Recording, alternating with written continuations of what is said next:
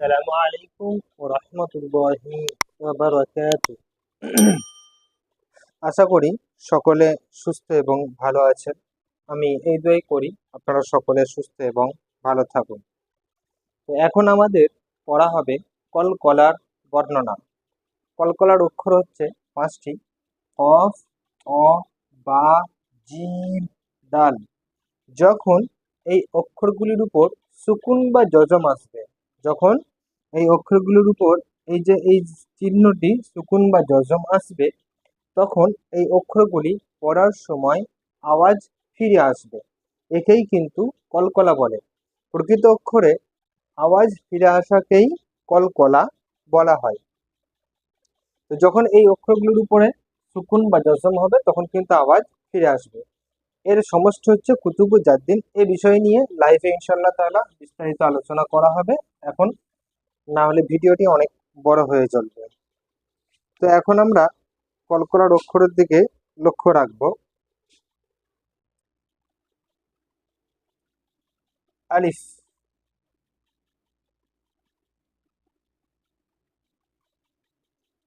বা, মানে এই যে বাটি আছে, এই বাটি কলকলা হবে।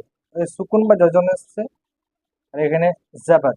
আব, হামজা, বা, জাবার, আব। এই যে দেখুন আওয়াজটা ফিরে আসছে, আব। এই যে ফিরে আসাকেই কিন্তু কলকলা বলা হয়। আলিফ। এখন জাবার যে উদাহরণ দেখানো হয়েছে, এখন আমরা দেখব জেরের উদাহরণ সহ। জের আছে, হামজা, বা, জের, ইব। হামজা, বা, জের, ইব, আব, ইব। আলিফ, বা, উব। হামজা, বা, পেশ, উব, আব, ইব, উব। জিম, বা, আচ্ছা জিমের নুকতা দেওয়া হয়নি। জিম, বা, জাবর, জাব।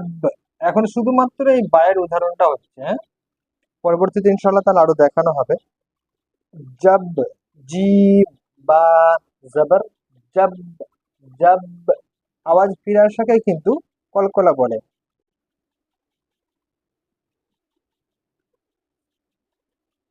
জিম,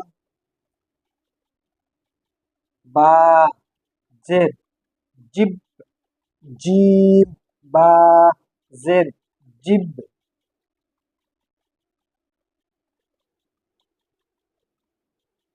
জিম, বা, পেশ, জুব। জিম, বা, পেশ, জুব, জব, জিব, জুব। জিম, বা, জবর, জব। জিম, বা, জের, জিব। জিম, বা, পেশ, জুব, জব, জিব, জুব। তো আমরা কলকলার অক্ষর কয়টি? 5টি। এটা মুখস্থ করতে হবে সর্বপ্রথম। কফ, ক, বা, জিম, দাল। কফ, ক, বা, জিম, দাল, এই 5টি কিন্তু আমাদের মুখস্থ থাকতে হবে। যদি না মুখস্থ থাকে তাহলে কিন্তু আমরা বুঝতে পারবো না কখন কলকলা হবে বা কিভাবে কলকলা হবে। এটা বিস্তারিত ইনশাল্লাহ তাআলা লাইভে বলে দেওয়া হবে। হামজা, বা, জবর, আব। হামজা, বা, জের, ইব। হামজা, বা, পেশ, উব। জিম, বা, জবর, জব। জিম, বা, জের, জিব। জিম, বা, পেশ, জুব। এখন ইজারাটা করি। হামজা মুতাহারিক, মুতাহারিক হলো অক্ষরকে তাড়াতাড়ি পড়া, মোটেও না না, মারুফ পড়া, মজুদ আওয়াজ থেকে বাঁচা। বা কলকলার অক্ষরের মধ্যে এসছে, এর শর্ত হচ্ছে সুকুন বা জজম হওয়া, সুকুন বা জজমও হয়েছে। এর আওয়াজ পড়ার সময় এর আওয়াজ ফিরে আসবে, একেই কলকলা বলে। হামজা মুতাহারিক, মুতাহারিক হলো অক্ষরকে তাড়াতাড়ি পড়া, মোটেও না মারুফ পড়া, মজুদ আওয়াজ থেকে বাঁচা। বা কলকলার অক্ষরের মধ্যে হতে এবং সুকুন বা জজম, ওই জন্য বা কলকলা হবে, এর আওয়াজ ফিরে আসবে পড়ার সময়। এখানে উব, হামজা মুতাহারিক, বা কলকলা হবে, কলকলার অক্ষর বা, ওই জন্য বা কলকলা হবে, এবং তার শর্ত হচ্ছে কি সুকুন বা জজম, ওই জন্য বা কলকলা হবে, এর আওয়াজ ফিরে আসবে পড়ার সময়। জিম মুতাহারিক, জাবার আছে, জাবার যুক্ত অক্ষরকে মুতাহারিক বলে, মুতাহারিক ওয়ালা অক্ষরকে তাড়াতাড়ি পড়া, মোটেও না টানা, মারুফ পড়া, মুজিল আওয়াজ থেকে বাঁচা।